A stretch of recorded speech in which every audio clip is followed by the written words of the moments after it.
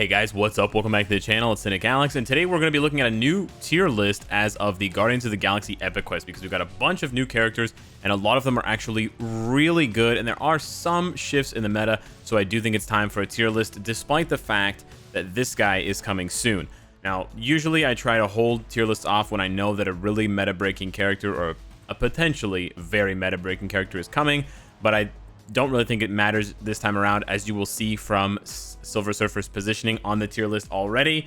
And like I've said in other videos, Silver Surfer is just overpowered. I mean, he's not overpowered, but he's really strong as it is. And he is overpowered when you compare him to the average power level of characters in Marvel Future Fight. So the tier list is not actually going to change much, even though our experience in the game is going to change quite a bit. So let's take a look at the list here, mostly highlighting the characters that I've saved and favorited over here, because they, of course, are the new characters in the game. Now, keep in mind, these tier lists, as always, this is my own personal opinion. You do not have to take what I'm saying as the word of law or as the only way of viewing characters in Marvel Future Fight. You are absolutely guaranteed to be able to play the game however you want and value characters however you want. This is just one man's opinion. And I can obviously make mistakes. And I will say right off the bat that Gladiator is a bit of an asterisk for the Omega tier. I will say that. And I will also remind you guys that the Omega tier is a tier that in general, I feel like the tier list does not really accurately reflect what I want it to reflect anymore. And I still haven't found a good way of making a new tier list. But the Omega tier is still pretty good because it's basically, these characters are so strong. They're so good that they can clear out content in both PvE, and they can then cycle into PvP with almost an identical build. You may have to make certain tweaks here or there. They're not going to perform at the absolute highest level. Obviously, you know, if you give Jean Grey a CTP of Rage, she can go way higher in World Boss, and she can do Galactus way faster. But if you give her a Greed or something else in between, like a Mind Damage or Fire Damage Guard Break proc or something like that, she can still do pretty decent World Boss, and she could probably still do Galactus, even though it's going to take a lot longer, and she can still do amazing in World Boss content. And she can actually, well, with the Rage, she can actually do both anyways. So Jean Grey is probably the only character that can perform at extremely high levels with both a CTP of Rage, in both PvE and PvP. That's actually kind of funny. Anywho, so that is what Omega tier reflects. A character that's able to do both things at a high level. Again, not the absolute maximum level, but, you know, that just sort of goes without saying. And then we have the little icons here with the ones that are blocked out being dies easily and low DPS. The only dies easily we have is the new Punisher. Actually, I have to amend that. The new Punisher and Sam Alexander Nova. Nova actually makes a huge jump, which we'll talk about in a little bit here. But first, there's an extra space here. First, let's get into the new Omega tier characters. So, Gladiator. From what we've seen, Gladiator is very strong in PvP content, even at level 60. I don't know why I go over here. I don't have him. But I do believe that even with a PvP build, he will be quite good. He'll still be quite good for World Boss. Probably a CTP of Greed is going to be the best option for him if you want to do both. Destruction won't be because he has penetration, so you don't want to interfere. Again, we still don't know if a CTP of Destruction overwrites the penetration chance, but if it does, you don't want to go from 100% down to 30%. I'll tell you that right now. You don't want to lose more than 2/3 of your penetration just to have some crit damage and a proc. So I don't know how well he will do with a CTP of Regen, but the fact that he can do stage 70 Proxima at level 60 with a Rage is pretty disgusting. So again, he won't be able to go as high, but if he can still do stage 40, 50 of World Boss, and he can dominate PvP with the same build, yeah, that's pretty much amazing. But he is the one character that I'm not totally sold on yet. So that's why there's an asterisk on Gladiator. Silver Surfer, on the other hand, I just think he's the best universal in the game right now. ABX is basically the only game mode where he does not shine, but he can get you a decent score in squad battle. He has crazy AoE on his 5th skill. He's got minus, 65% all defense down on his 5th skill. So he can go, yeah, minus 65. So he can go very high in Shadowland with no uniform and no tier 3. He can go into the 90s or stage 100. It's crazy. He can do Giant Boss Raid. He can do Galactus. Yeah, people forget, but he can do Galactus. He can do, with a PvP build, he can do stage 40, 45, 50 of World Boss, and then he absolutely dominates PvP. He's not Jean Grey and he's not Thanos, but he's literally right behind them.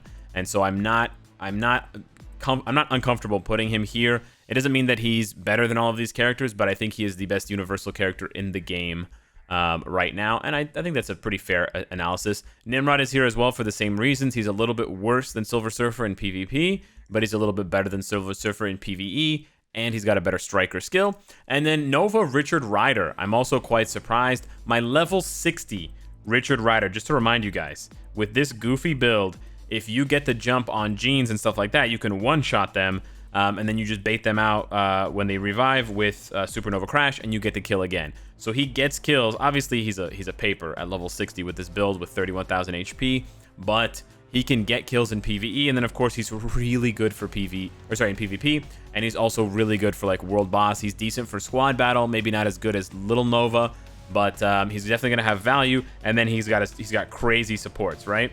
So he's got those self supports. He's got a leadership, nice. And then he's got the World Mind Knowledge, which gives everybody 25% ignore dodge and the 40% increased damage passive. So he's sort of like Shuri or Coulson or Valkyrie. So it's really nice. It only applies to heroes, of course. So a better version of Wave, essentially, by default. And he's universal. So yeah, I have no problems putting him there. Again, he's not going to perform as well as most of the characters, I would say, in Mythic tier in either PvE or PvP. But the fact that he can do both with the same build is very, very impressive. So I do need to put him here. He's definitely lower on the list than some of these characters. So keep that in mind. Maybe do like something like that. But he's still quite good. But he's just lacking a uniform and stuff like that. Then we have Star-Lord. Tier 3 Star-Lord. Very impressive. Again, I don't have Tier 3 Star-Lord, so I'm relying on what everyone else is showing and saying about him to me. But Star-Lord seems to be very, very good for PvE content. So that's why he can't make the jump over to Omega tier. He still has very little value in PvP. Now, his new uniform's 5th skill is very nice. It has a lingering effect, so you can it lands and it will cast where you are. So you can cast it and then run away if you get broken out of iframe or whatever, and then the enemy will run through it. So it's got some hilarious potential for PvP content, especially like Battle World or Conquest type stuff. But the accumulation, the all defense down, the iframes, he's a little bit squishier than he was before, but he makes up for it with a ton of damage. And then his 6th skill is just bonkers. Because you do the whole Mystique Dr. Voodoo thing or White Fox thing. He does not have the leadership tag though, so keep that in mind. Here's Weapon Master. Huh. Interesting. I didn't know that. Weapon Master. But he has guaranteed crit and skill damage, bonus damage. Okay, so yeah, Taskmaster's not going to give him anything. He's going to give him guaranteed ignore dodge, which he already has 50% of, or 40%. Yeah, so never mind. Taskmaster's not going to give him anything. But anywho, Guardians United, minus 70%. So, of course, that will go up to minus 98, which is amazing. And then it gives him a lot of buffs. And the silence apparently has been fixed. Now, I don't think the guaranteed crit rate has been fixed. So there is still a bug on Star-Lord. Essentially, he has guaranteed crit right here, 30%. And then when you cast Guardians United, he overwrites his passive guaranteed crit with this new guaranteed crit of 40% because it's higher. It's a higher number. So then when the 8 seconds of this runs out, his passive does not reapply. So this is a bug that not only confirms that you cannot stack guaranteed crit rate, which is why you can't use the guaranteed crit rate from Coulson with another character that has guaranteed crit rate, like Cable or whatever. Not only does it prove that you can't stack guaranteed crit rate, but it also makes him worse, I guess. He's still really good. It's just awkward that they did this. It's almost like they don't play their own game because they should have known that this would happen when they made that skill, right? I mean, they invented these rules and they can't even follow their own rules. Their own rules that they invented. Pretty strange, if you ask me. Anywho, his silence is going to be good for ABX. He may be as good or possibly better than who is it, Cable or Professor X tier 3 if he's easier to play for ABX and if he can still hit, 6-7 million. So we'll have to see on that. But yeah, Star-Lord does get a huge jump. He jumps all the way from like heroic tier to mythic tier, but almost exclusively for PvE content. So just keep that in mind. He does jump up right here because most of these characters don't really have any PvP value or content. Like Magneto, no. Captain America, a little bit, but not much. Cable, no. Psylocke, no. Cyclops, no. Iron Man, no. Blue Dragon, Alliance Conquest. So, yeah. He only loses a little bit to Sharon Rogers and Professor X, in my opinion, because they are just easier to play, much safer, and they have other value, you know, and they can do other things as well. But he's right there, I would say, and we'll see. Depending on his ABX value, he actually might end up overtaking Professor X. We'll have to wait and see on that, though. And then we have Thanos. This one's gonna upset some people, but yeah, I moved Thanos down out of Omega tier. He can't really do PvE content with a PvP build. He just really can't. So he just doesn't deserve to be an Omega tier. He is still amazing for PvP, but he's barely hanging on to whatever PvE value he had. Nobody uses Thanos for world boss. I mean, maybe some people do because they love Thanos, but Thanos is not very effective for world boss. He's not effective for giant boss raid. He's only hanging on to ABX, and we've got one guy down here, Cosmic Ghost Rider, CGR, Punisher, who looks like he can do as good, if not better, than Thanos. So put that into consideration. A character that's not tier 3, that's level 70, that got a uniform, that doesn't even, his uniform is not even, you know, transcended. It's not rogue type rework where we're like, wow, he did get 5 skill changes, but we wanted more damage on the 5, more hits on the 4. And even with that sort of decent, you know, 70% upgrade, he's competing with Thanos. So that really goes to show you how little power Thanos has in PvE content. So he really doesn't deserve to be, you know, anywhere beyond Mythic tier at this point. Captain Marvel's a little bit below him.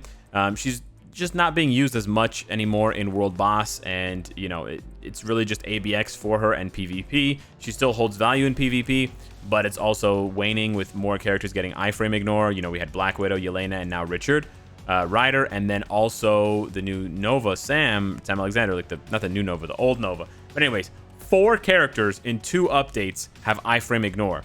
So her whole shtick in PvP is not really a shtick anymore because tons of people have it. And I would argue that, you know, we already have characters that are better versions of her 4th skill, like Nova, who has healing as well and has all defense down and other abilities, and then Black Widow, who is tankier than Captain Marvel, has, you know, very, very high dodge, all this kind of stuff, and has longer iframes to hide in between, and is easier to play than Captain Marvel. And instead of iframe ignore, it's invisibility. So that's really important as well, because then you can cast other skills. With Captain Marvel, it's just the 4th skill, and as soon as it's done, it's done.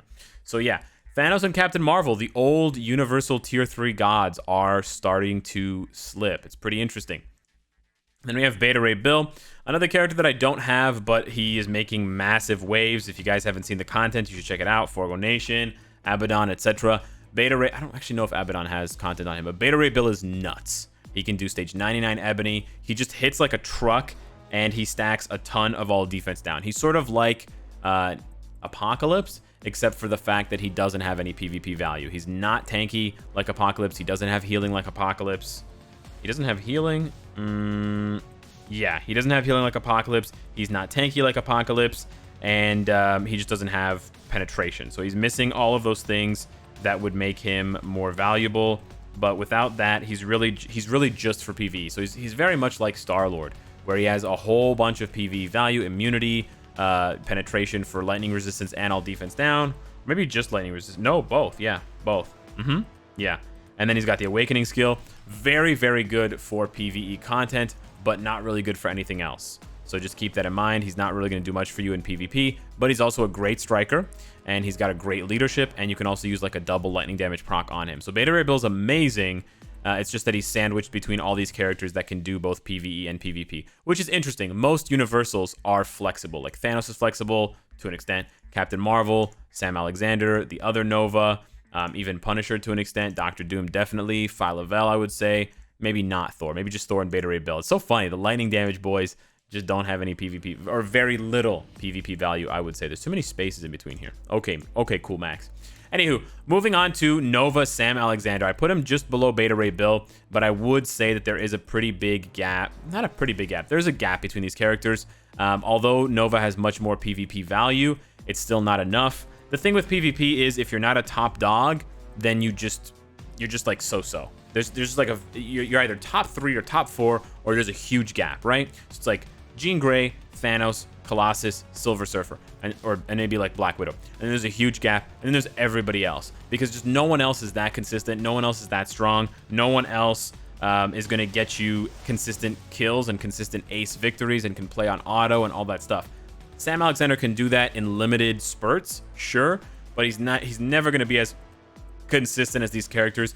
He's got very little defense. He dies so fast, and his second skill, which is his real powerhouse skill, gets absolutely crushed by Destroyer, Silver Surfer, Phyla-Vell. Anyone who has Energy Reflect just bounces him out of the planet, or they just trade 1-for-1 and he dies. And then if he dies, he's not really much use in PvP for you then, because it's just a 1-for-1 trade. Lots of characters can do a 1-for-1 trade. Destroyer could do a 1-for-1 trade. Is Destroyer legendary or mythic tier? No, he's not. So yeah, Nova does make a big jump up. Part of that is the fact that he had a very strong base kit, and there's not a lot of strong universals once we go down here. But yeah, he still is not gonna, he's never gonna be up here. He can do both PvE and PvP with the same build, but it's gonna be at very low levels for PvP in my opinion. And so he doesn't really warrant his. It would be misleading to put him here with Richard Rider, because Richard Rider has all defense down. I think actually Nova does, but it's only -30. Yeah, Rocket Blast does have all defense down, but it's only -30. Maybe in the old era with Weapon Hex, it could have worked because it has quite a lot of hits, so you could stack up to -100, but not in this new era of strikers. Maybe if you put her on the team, like Gambit, I'll try that. I'll try that in the video. And then we got Punisher, Cosmic Ghost Rider. Again, not a completely mind-blowing character, which we were hoping for, but I do stink. I think he's still good enough for Mythic tier. Again, just not a lot of competition. He's got self-healing. He's got lots of bursts. He's got all defense down. He can do squad battle. He can do ABX. He can do stuff. He can't really do PvP much, if at all. It's kind of like Sharon Rogers. But he's as good, if not better than Thor, which is unfortunately the barometer for Mythic tier in Universal types. And then we got Phyla-Vell. She might be better than this, to be honest. She might be better than this. I think I'm still undervaluing her a little bit, but I need more testing because, again, day one of me having her. But she may end up being, possibly better than Dr. Doom, because we know she can go higher in PvE. We just got to see what she can do in PvP. Last but not least for the new characters, because really nobody else changed in the meta. In Marvel Future Fight in the last 2 weeks, 3 weeks, it's been pretty quiet. We have Darkhawk. Darkhawk. Unfortunately, yeah, he's good. Unfortunately he has the designation of being the worst Epic Quest character, so that's a bit of a bummer for him. Not much worse than Ronin. Possibly a little bit more PvP value. I think what's really holding Darkhawk back from being better is his lack of stats. He just doesn't have enough stats. And so the reflect and the PvP potential really gets bogged down. He's got less than 30k HP. He's got barely 20k energy attack. So I think that really hurts his chances of being solid for PvP. And then for PvE, we've gotten so many good speed types lately.